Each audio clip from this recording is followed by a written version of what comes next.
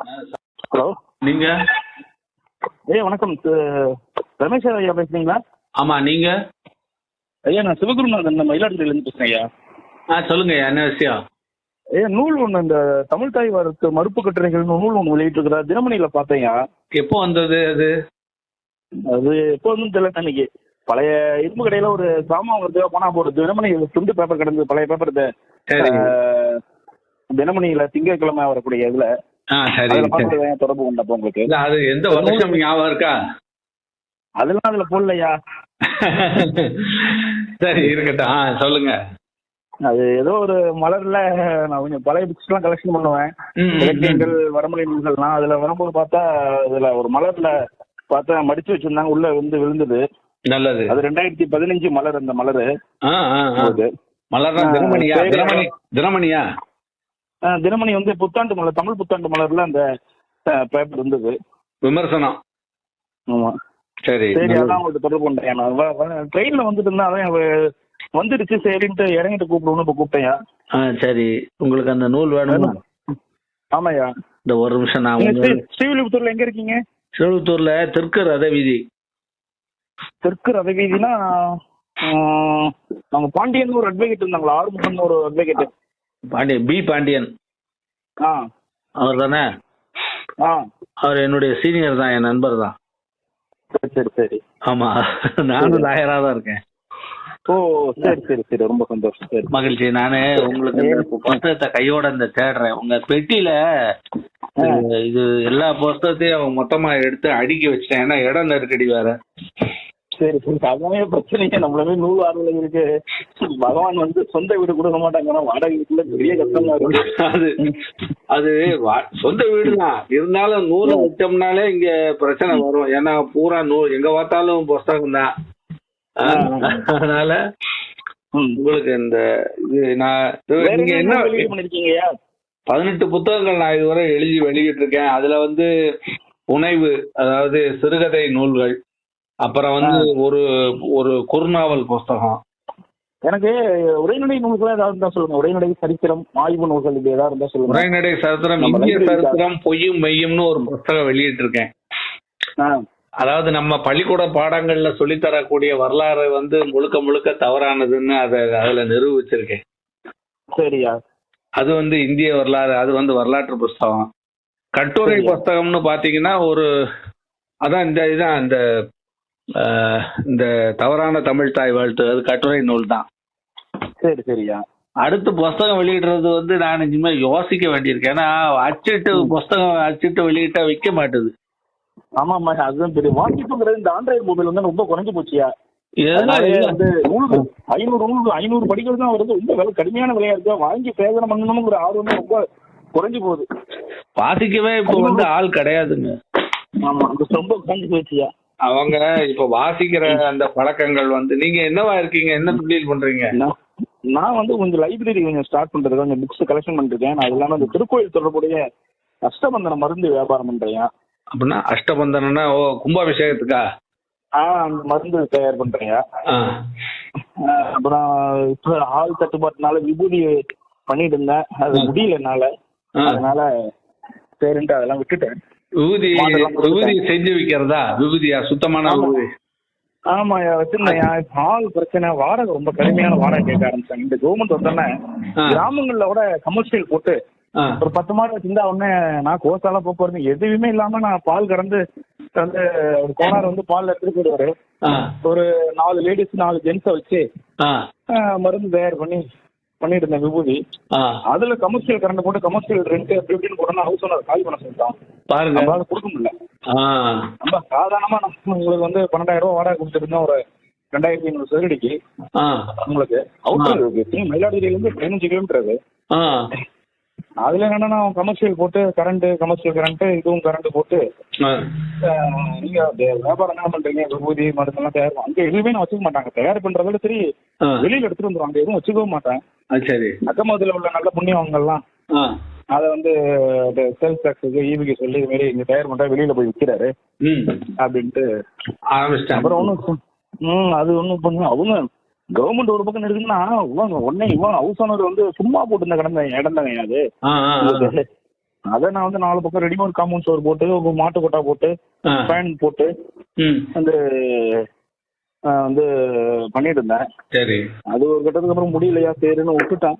இப்ப அஷ்டபந்தன மருந்து வியாபாரம் பண்றேன். இந்த வடமொழி நூல்கள் சில நூல்கள்லாம் வாங்கி வியாபாரம் பண்றேன். அவ்வளவுதான். இந்த நாட்டு சில நூல்கள் வாங்கி அதை வாங்கி புத்தகத்தை விற்கிறதோ. ஆமா, வடமொழி நூல்கள்லாம் இந்த இதுக்கு இந்த வேத பாடசாலைகள்லாம் இருக்குல்ல. ஆமா ஆமா ஆமா ஆமா. அவங்களுக்கு கேட்டா கொடுக்குறேன். இன்னும் இந்த சம்ஸ்கிருத கல்லூரிகள் அவங்களுக்கு அதுல வந்து இந்த காவிய புத்தகங்கள், சரித்திர புத்தகங்கள், நாடக புத்தகங்கள் ஏதாவது கேட்டா வாங்கி கொடுக்கறது. இப்படி எல்லாம் ஒருத்தங்க ஆச்சரியமா இருக்கு. என்ன பண்றதையா வந்து வருமானம் கம்மியாயிடுச்சு. நல்ல கடல் முடிஞ்சு நல்லா போயிருந்து. இந்த ஜிஎஸ்டின்னு ஒண்ணு வந்து சிரமப்பட்டா அதுக்கப்புறம் இந்த இல்ல தமிழ் மக்கள்கிட்ட ஒரு ஒத்துமை இந்த இது பசுமாட்டு கொட்டகை வந்து நீங்க தனியா ஒரு இடம் வாங்கி அந்த மாதிரி பண்ணக்கூடாதா? பசுமாட்டு அந்த பசு அந்த அளவுக்குனா வசதி வாய்ப்பு இல்லையா? ரெண்டாவது வந்து இப்ப மாடு விலைனா ரொம்ப கடுமையான விலையாயிடுச்சியா. ஆளுங்கெல்லாம் 100 நாள் வேலைக்கு போய் சோம்பேறியா வந்து அங்கேயே அவன் 200 ரூபா கொடுக்குறான், சோம்பேறியா உட்காந்துட்டு வராங்க. லேடிஸ் ஆளுங்களே 500 ரூபாய் சம்பளம் கேட்கறாங்கய்யா. கொடுத்தாங்க ஒண்ணு அந்த அந்த என்னது அந்த அந்த ஊரக வேலை வாய்ப்பு, அந்த கமாய் வேலை ஊரக வேலை வாய்ப்பு திட்டத்தை ஒழிச்சாதான் நம்மளுடைய கிராமங்கள்ல விவசாய வேலைகளாகட்டும் பொம்பளை வேலைக்கு வர மாட்டாங்க. அங்க வெறுமனை போய் கையெழுத்து பேனை பாக்குறாலும் கதை அடிக்கிறாலும் கால் நீட்டு கை முட்டு தலையை டீயை குடிச்சிட்டு வந்துடுறாலும் தெரியும். எல்லாம் தெரியும். இது வந்து நான் பத்திரிகையில துக்குளக்கில கட்டுரை எழுதியிருக்கேன். இதை பத்தி கட்டுரை ஏற்கனவே எழுதி வெளி வந்துருச்சு. நானு இப்போ அந்த புத்தகம் எடுத்துட்டேன். உங்களுக்கு நான் அதை வந்து உங்களுக்கு அந்த பிரதி வேணுமா? ஆமா, அந்த இது 2 பிரதி கொடுங்க. நம்ம இந்த வரலாறு பொய்யும் மெய்யும் அது வாங்கிக்கிறீங்களா? அது 2 பிரதி. ஏன்னா உங்களுக்கு இது ஒரு 2 தமிழ் தாய் வாழ்த்து மறுப்பு கட்டுற 2 பிரதி, இது ஒரு 2 பிரதி. வேற என்ன இருக்கு? ஒன்னொன்னு 2 பிரதி வேணுமா? ஆமா, லைப்ரரி வச்சிருக்க வாசி ஏதாவது ஒண்ணு நான் உள்ள வச்சிருவேன். ஒண்ணு இது மாதிரி தமிழ் இந்த எம்ஃபில் பிஹெச்டி பண்ற ரெஃபரன்ஸ் பண்றவங்க தான் லைப்ரரி அவங்க திடீர்னு ஒரு ரெஃபரன்ஸ் கேட்டாங்க, ரொம்ப வேண்டப்பட்டவங்க ஒரு காப்பி எடுத்துட்டு போறாங்க, மறந்து மிஸ் ஆயிடுச்சு. அங்கே எடுத்து அதே ஒரு 112 நூல் விட்டுட்டாங்க அந்த கொரோனாக்கு முன்னாடி. கிடைக்க மாட்டாங்க இல்லையா? அதனால செலவு போனாலும் 20% கொடுத்தாங்க சரி, 30% கொடுத்தாங்க சரி, ஒரு 2 பிரதி மேக்ஸிமம் வாங்கி வச்சிரு. ஏதாவது முக்கியமான 2 பக்கத்துக்காக நம்ம அந்த நேரத்துல போய் எங்கேயும் தேட முடியல. யாரும் வச்சிருக்கிறோம் கொடுக்க மாட்டேங்கிறாங்க. ஏன்னா இன்னைக்கு வந்து தங்கத்தை வாங்கி வைக்கிறவங்க புத்தகத்தை வாங்கி வைக்கிறது இருக்கு. புத்தகத்தோட ரொம்ப யாரும் தெரிய மாட்டேங்குது. எல்லா பிடிஎஃப் முகத்திலையும் செல்லு முகத்துலயும் இன்ஸ்டாகிராம்லயும் வாட்ஸ்அப்லயும் டைப் வைஸ் பண்ணாலே ஒரு 4 விஷயங்கள் வாங்கி வைக்கணும் அடுத்த தலைமுறைக்கு. ஆமா, அந்த தமிழ் மறுப்பு கட்டுரைகள் எங்க ஊரை பத்தி ஒரு கட்டுரை தொகுதி வெளியிட்டு இருக்கேன். எங்க ஊருடைய ஒரு 2 பிரதி எடுத்து வைங்க. தனி இல்ல அனுப்புவேன். நான் இப்ப வந்து அடுத்த வியாழன் வெள்ளி அந்த ஸ்ரீவில்லிபுத்தூர் வரேன். சரி. ராஜபாளையத்துல இந்த காந்தி கலைமன்றத்துல இந்த முகுந்தராஜன் ஒருத்தர் இருந்தார். அவர் இறந்து போயிட்டாரு. அவர் வந்து வடமொழி வளத்திற்கு 100 தமிழரின் பங்குன்னு ஒரு நூல் ஒண்ணு எழுதி வெளியிட பண்ணிருக்கேன். முகுந்தராஜான்னு பேரு. முகுந்தராஜாவா? ஆமா, நான் ஜெகநாத ராஜா. நண்பர் தான், இறந்து போயிட்டாரு. அவருக்கு சக்கரை வியாதி இருந்தது, என் நண்பர் தான். அந்த நூல் தேவைப்படுதுயா. அவருடைய வாரிசு தஞ்சாவூர் சரசியம்மாள் வந்து அவருடைய நூல்கள்லாம் வாங்கிட்டு போனாங்க 5 பிரதி. அப்ப நம்பர் கொடுத்துட்டு போனாரு. நான் அதை வாங்கி தரேன். எனக்கு ஒரு அவசியம் ஒரு பிரதி பர்சனல் காப்பி தேவைப்படுது உங்களுக்கு.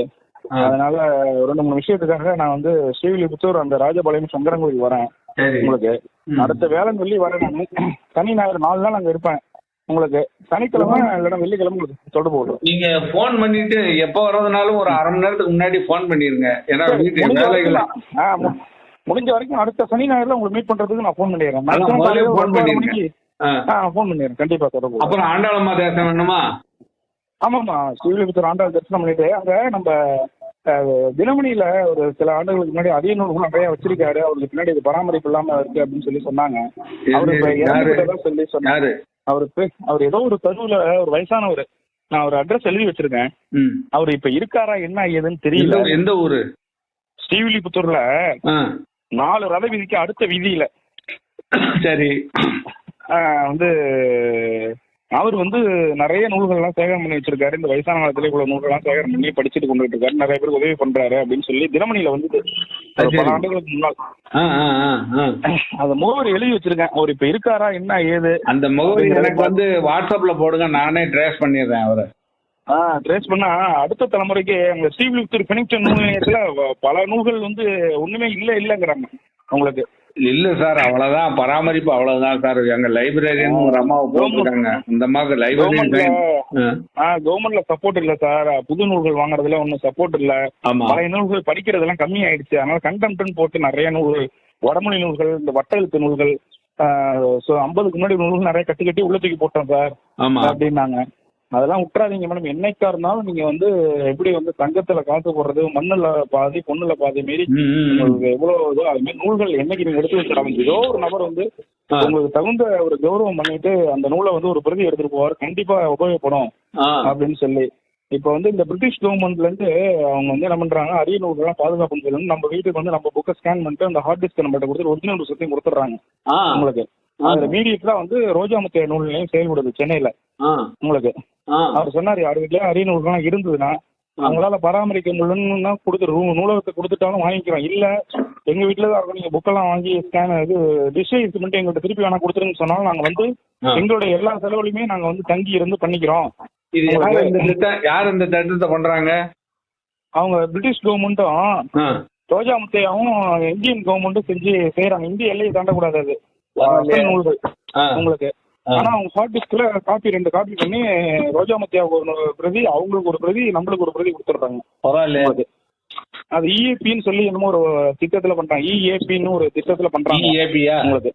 ஆமா, அதே மாதிரி அவர்கிட்ட ஏதாவது நூல்கள் இருந்தா அவரால் பராமரிக்கணும். ஸ்ரீவில்லிபுத்தூர் பெனிங்டன் நூல் நிலையத்துல சேர்த்துட்டாலும் அது கலெக்டர் கண்ட்ரோல தானே இருக்கு அந்த லைப்ரரி. ஸ்ரீவில்லிபுத்தூர் பெனிங்டன் நூல் நிலையம் கலெக்டர் கண்ட்ரோல தானே இருக்குன்னு. கலெக்டர் வந்து வெறுமனா வந்து ஒரு எக்ஸ் அபிஷியோ, ஒரு கௌரவ மெம்பர் தான். அவரால் தலையிட முடியாது. அவர் தலையிட்டு அவர் அரசாங்கத்துக்கு அந்த நூலகத்தை எடுக்கணும்னு பார்த்தாரு அரசாங்கத்துக்காக. அவங்க நேரா வழக்கு போட்டு உயர்நீதிமன்றத்துல ஒரு உத்தரவு வாங்கிட்டாங்க அவருக்கு எதிராப்புல. அப்ப அது யார் வச்சு நடத்துறது அந்த நூல் நிலையம்? கமிட்டி, ஒரு நூலக கமிட்டி ஒண்ணு இருக்கு. அந்த நூலக கமிட்டி வந்து நிறைய உறுப்பினர்கள் இருக்காங்க, நிர்வாகம், அந்த தலைவர், செயலாளர்லாம் இருக்காங்க. இவங்க எல்லாரும் சேர்ந்து அந்த அந்த அந்த நிர்வாகம் பண்ணிக்கிட்டு இருக்காங்க. அதுக்கான வருமானம் வந்து ஒரு மார்க்கெட்டு, ஒரு காய்கறி மார்க்கெட்டு, அதுல கிடைக்கிற வாடகை வருமானத்துலதான் அந்த நூலகம் இயங்குது.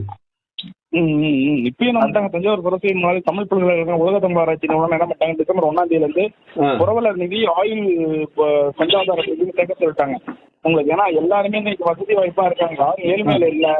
அதனால எம்பிசிசி ஸ்டூடெண்ட்ஸுக்கும் சரி, பிஜிசிசி ஸ்டூடெண்ட்ஸுக்கும் உங்களுக்கு கவர்மெண்ட்ல இருந்து ஃபண்டு கொடுக்குறாங்க உங்களுக்கு. அதனால மினிமம் 1000 ரூபாய் 5000 ரூபாய் ஆயுள் சந்தாதாரம் 5000 ரூபாய், புரவலர் நிதி 1000 ரூபாய் சேர்த்து தான் உள்ளே லைப்ரரி பார்க்க விடணும். 1999 முன்னாடி உள்ள நூல்கள் பார்க்கணும் அப்படின்னா நீங்க முனைவர் பட்ட ஆய்வேடு, எம்பிசிசி, வரலாற்று ஆய்வாளர், வாசகர், இப்படி எந்த ஸ்கீம்ல வந்தாலும் 1100 ரூபாய் பணம் கட்டினாதான் தஞ்சாவூர் சரசி மேல உள்ள போக முடியும் புக்கு பார்க்கறதுக்கு.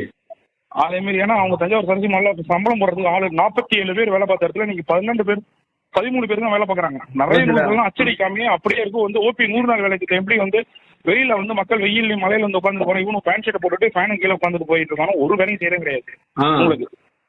அதனால என்ன பண்ணிட்டாங்க, இப்ப இந்த அம்மா பிரியங்கா பங்கஜம்னு ஒரு மார்க்காடு முதலியார், அந்த அம்மா ரொம்ப ஸ்ட்ரைட் ஃபார்வர்ட் ஆபீசர் உங்களுக்கு. அந்த அம்மா வந்து அதனால ஃபண்ட் டெவலப் பண்ணணும், எலக்ட்ரிசிட்டி கட்டுறது கூட இல்லைன்னு இபி சர்வீஸ் கட் பண்ணிட்டான். தஞ்சாவூர் சரசி மஹால்ல அப்புறம் அதனால டிசம்பர் 1ஆம் தேதியில இருந்து 1000 ரூபாய் பணம் கட்ட சொல்லி புரவலர் நிதியும் ஆயுள் சந்தாதார நிதியும் சேருங்க. அது மாதிரி பெரிய பெரிய பிரைவேட் செக்டார்ல உள்ளவங்க பொருளாதார தொழிலதிபர்கள் டொனேஷன் வாங்குங்க. அதையும் நூல்களை பாதுகாக்கிற திட்டத்தின்களை 1947க்கு முன்னாடி உள்ள நூல்களை மறுபதிப்பு பண்றது திட்டத்தின் கீழே பணமும் வாங்க. சுவடிகள் அது மாதிரி ஆண்டுக்கு 5 நூல் வெளியிடுறதுக்கு பணம் சேகரம் பண்ணுங்க சொல்லி உலக தமிழ் ஆராய்ச்சி நிறுவனம், தமிழ் பல்கலைக்கழகம், உலக தமிழ் ஆராய்ச்சி 3 நிறுவனத்துக்கும் வாய்மொழி உத்தரவு போட்டு வசூல் பண்ணிட்டு இருக்காங்க. நூலகம் வந்து யார் கட்டுப்பாட்டுல இருக்கு? அரசு கட்டுப்பாடா? அது வந்து இதே மாதிரிதான் ஸ்ரீவில்லிபுத்தூர் பெனிங்டன் நூல் நிலையம் மாரி கலெக்டர் வந்து கம்ப்ளீட் இன்சார்ஜ் உங்களுக்கு. அதுக்கு செப்பரேட்டா ஒரு ஆபீஸ், ஸ்பெஷல் ஆபீசர் போடணும். 28 வருஷமா ஆபீசர் யாரும் போடாம கலெக்டர் அடிஷனல் சார்ஜ் ஆகுது. கலெக்டருக்கு 18 டியூட்டில இருக்கும்போது 19வது டியூட்டியா வருது. அவரால் ஒன்றும் சும்மா வருஷத்துக்கு செப்டம்பர் 24 மகாராஜா சரபோஜி மகாராஜா பிறந்த நாள் அன்னைக்கு அவர் சிலைக்கு வந்து மாலை போடுவார், மரியாதை பண்ணுவார், சரியா போயிடும். தலை போயிடும். ஒரு நூல் வெளியிட்டு அவர்கிட்ட அணிஞ்சு வைக்க 3 மாசம் அலைவாங்க அவர்கிட்ட. உங்களுக்கு வந்து அந்த ராவ் கமிட்டின்னு சொல்லி இந்த மராட்டிய மன்னன் வம்சாவளியில வந்து போன்ஸ்லேங்கிற குடும்பம் ஒரு 15 குடும்பம் இருக்கு. அவங்க தெரியாத நம்ம கவர்மெண்ட்ல போய் ஒப்படை, அது சென்ட்ரல் கவர்மெண்ட்ல ஒப்படைச்சிருந்தாலும் கௌரவமா இருந்திருக்கும். இப்ப அரசாங்கத்துல எப்படி கோயில நடத்தணும்னா HRMC போய் கொடுக்குற மாதிரி, தமிழ்நாடு HRMC கொடுக்குற மாதிரி அந்த அவங்க அவசரப்பட்டு இதெல்லாம் பழைய காலத்து விஷயமா இருக்கும்ன்றது சொல்லி மத்திய அரசு கண்ட்ரோல் ஆகும். மத்திய அரசு ஏதோ ஒரு மானியமா நீங்க ஏதாவது கொடுத்தீங்கன்னா தான் அந்த லைப்ரரி வச்சு மெயின்டைன் பண்றதுல ஃபண்ட் டோட்டலாவே எங்களால செலவு பண்ண முடியாது. ஏதாவது ஒரு ஃபண்ட் கொடுங்க நீங்க இது பண்ணீங்கன்னா அவங்க இருக்கிற இடத்துல குடியிருக்கிற இடத்துல நாங்க கொடுக்க முடியாது, வாடகை எல்லாம் கொடுக்க முடியாது. லைப்ரரி வச்சிருந்தா பாத்துங்க, இல்லைன்னா நாங்க வந்து கவர்மெண்ட்ல போய் ஒப்பச்சிட்டாங்க. கவர்மெண்ட்ல நீங்க இருக்கிற வீடுகளுக்கெல்லாம் நாங்க வாடகை வசூல் பண்ணல, வரி மட்டும் போட்டுக்கிறோம். வரியை மட்டும் வாங்கிட்டு அவங்க வீடுகளுக்கு வாடகை எல்லாம் வசூல் பண்ணாம வரி மட்டும் வாங்கிட்டு அவங்களுக்கு ஒரு 96 தேவஸ்தானம் இருக்கு.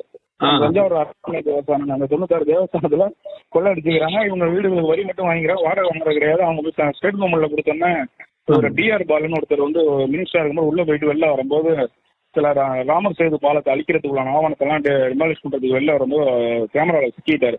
அதுல இருந்து பிரச்சனையா போயிடுச்சு. அப்புறம் லைப்ரரி சுதர்சன் ஒருத்தர் வைஷ்ணவ சென்டர் அவர் நிறுத்தல காசுக்காக சில நூல்கள்லாம் வெளில எடுத்து வரும்போது கேமராவில் மாட்டிட்டாரு. உங்களுக்கு சுதர்சன் சுதர்சன் அவங்கள கேமரா வந்து அவர் வந்து அனிதா ராதாகிருஷ்ணன் மாரி ஏடிஎம்கே வந்தாலும் டிஎம்கே வந்தாலும் மினிஸ்டர் ஆகிற மாரி அவர் வந்து எந்த கட்சி வந்தாலும் அவர் வந்து குட்டியை கொடுத்து சரி பண்ணி கேஸ் எல்லாம் ஒன்றும் இல்லாம ஆக்கி திரும்பி அங்கே வேலை பார்த்துட்டு இருக்காரு. அவர் வச்சதுதான் சட்டம். அவரு தான் சீனியர் மோஸ்ட். இன்னும் 6 வருஷம் இருக்கு அவருக்கு சர்வீஸ். அவர் வச்சதுதான் நீங்க சட்டம் சஞ்சமாலை பொறுத்த வரைக்கும். அவன் வந்து ஃபாரின்ல இந்தியா உள்ள வச்சு அங்க இருக்கிற வைஷ்ணவ சம்பிரதாயான நூல்கள் எல்லாம் போட்டு அவன் வெளில போட்டு சம்பாதிச்சு கொண்டுட்டு இருக்கான். அவன் இன்னும் காரில் வரான் உங்களுக்கு. ஆனா கருதிமால ஒன்றும் வேலை நடக்கிறது இல்லை. 10 புத்தகத்தை வச்சு ஒரு புத்தகம் வெளியீடு பண்ணி சும்மா வருஷத்துக்கு ஒரு 5 புத்தகம் வெளியீடு பண்ணி ஒப்பேத்திட்டு இருக்காங்க. அவ்வளவுதான்.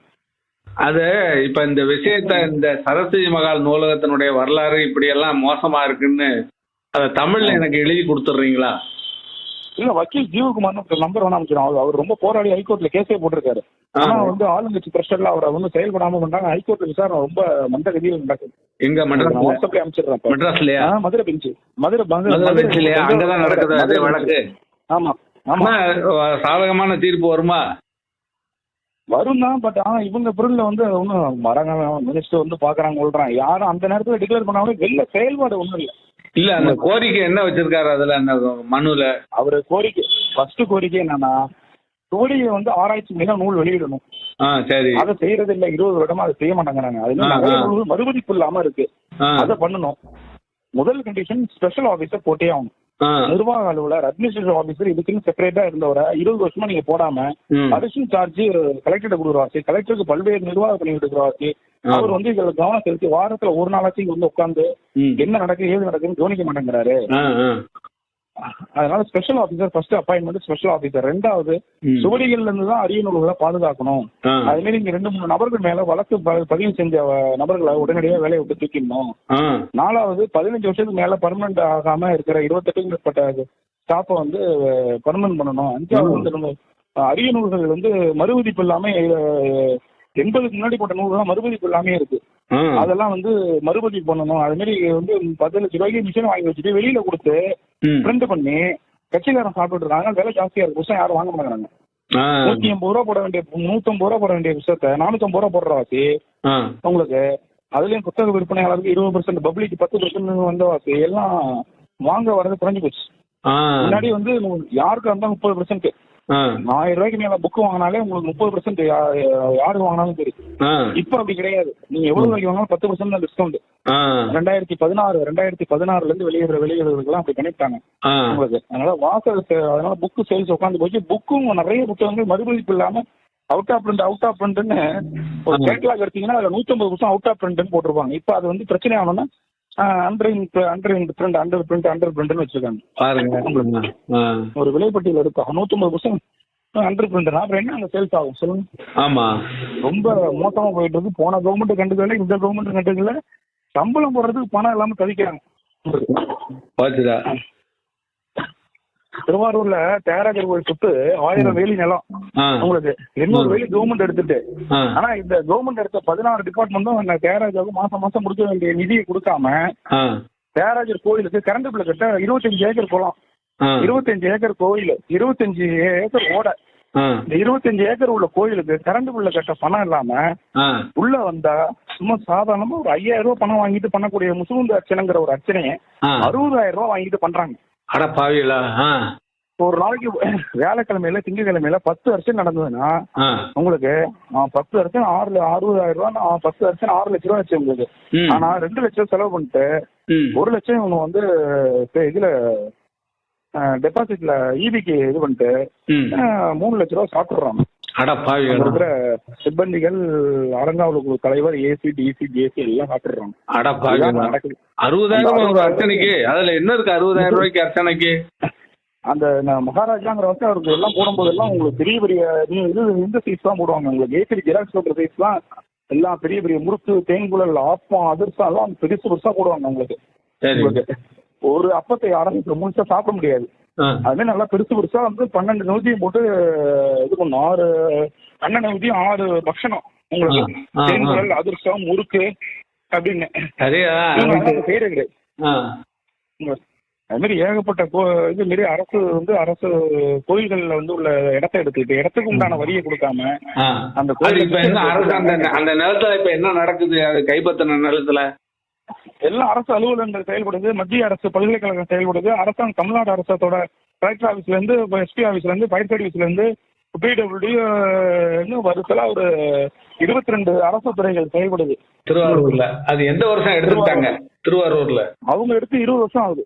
அவர் கருணாநிதி இருக்கும்போதே தன்னுடைய ஊர்ல தன்னுடைய ஊரை வந்து மாவட்டமாகவும் சொல்லி அவரு 2002 பண்ணிட்டார். அது இலவசமாவே எடுத்துட்டாங்க இடத்த, அப்படிதானே? இல்ல இலவசமா இருக்கிறது ரைட் கிடையாது.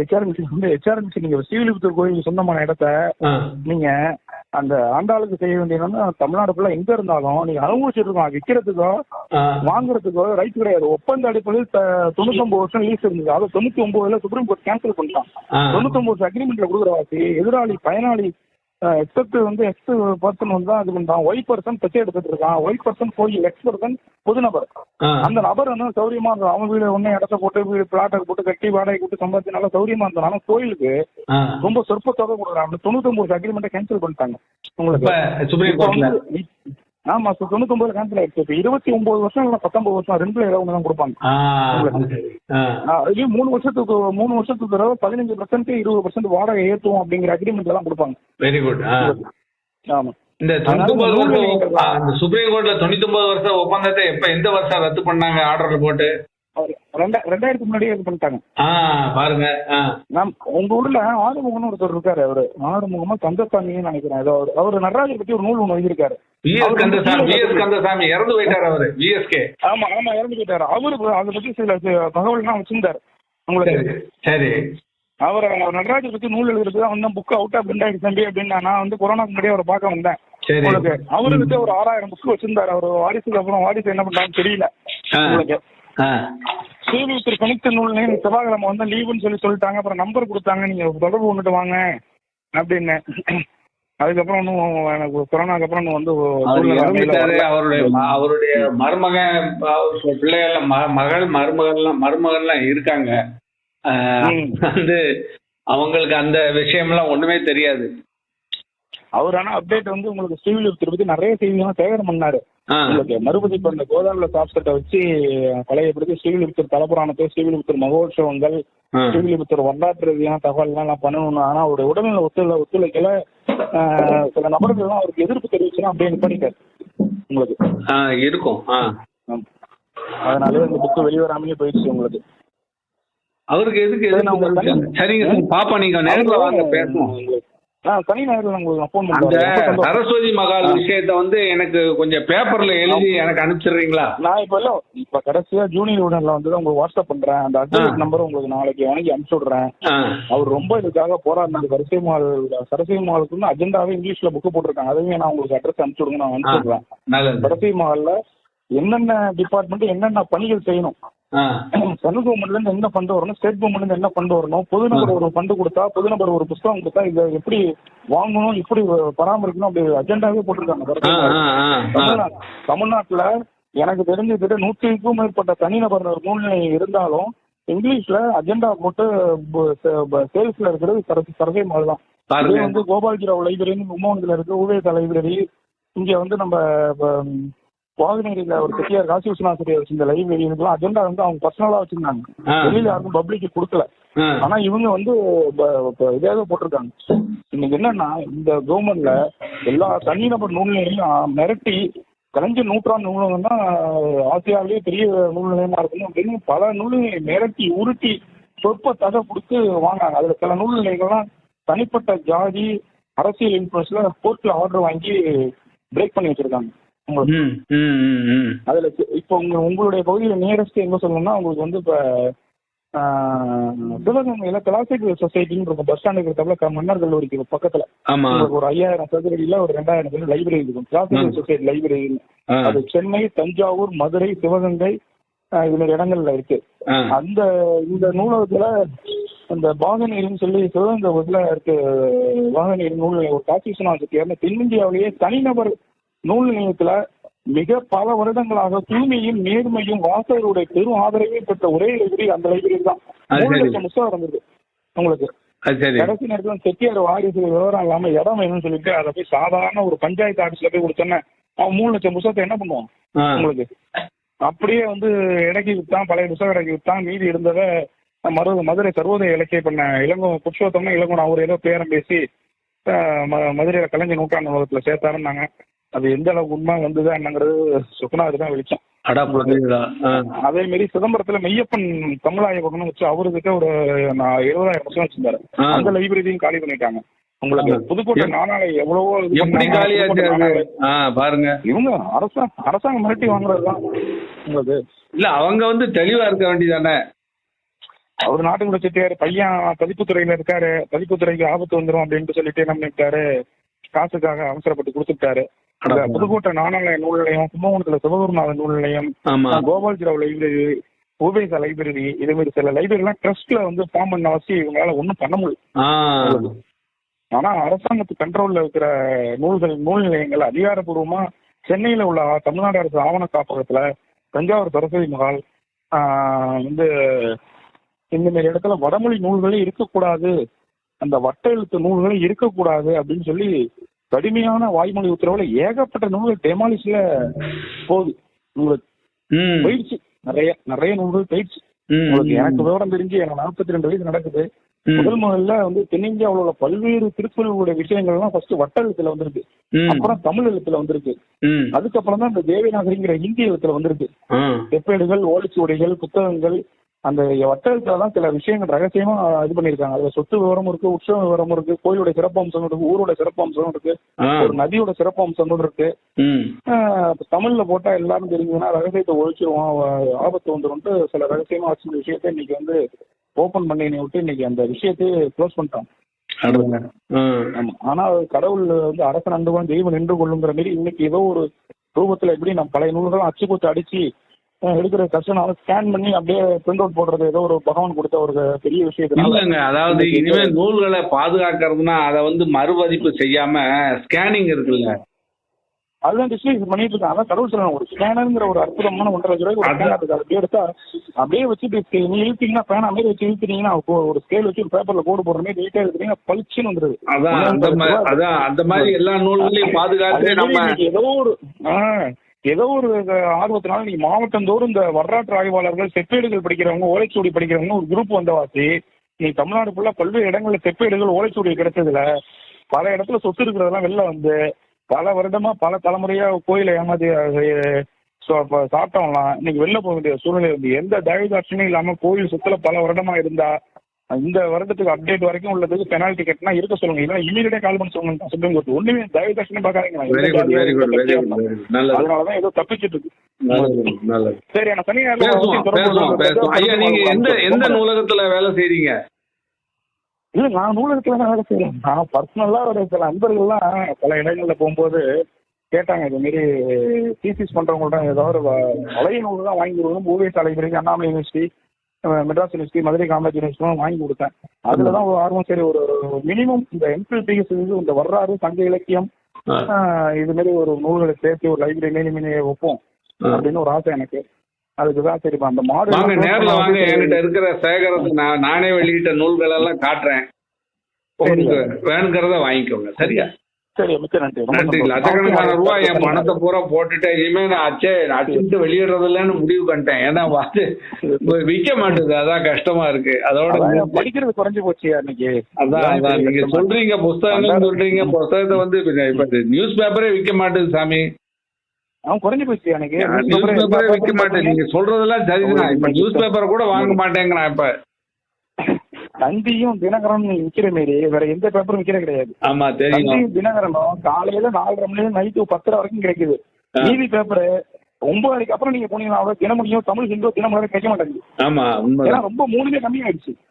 இல்ல எல்லா பத்திரிகையுமே சேல்ஸ்ல அடி வாங்குது. எல்லா பத்திரிகையும் சேல்ஸ் போகுது, விலை ஏறிடுச்சு. ரெண்டாவது தந்தி தினகரனும் தமிழ்நாடு ஃபுல்லா எல்லா அரசு மற்றும் தனியார் நூல் நிலையத்துல கம்பல்சரி வைக்கணும்ட்டான் உங்களுக்கு.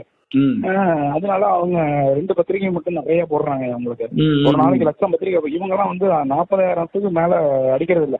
6 கோடி பேர் இருக்கக்கூடிய தமிழ்நாட்டுல 40,000 பத்திரிகை எடுக்க பெரிய விஷயம். யாரு தமிழ் இந்துவா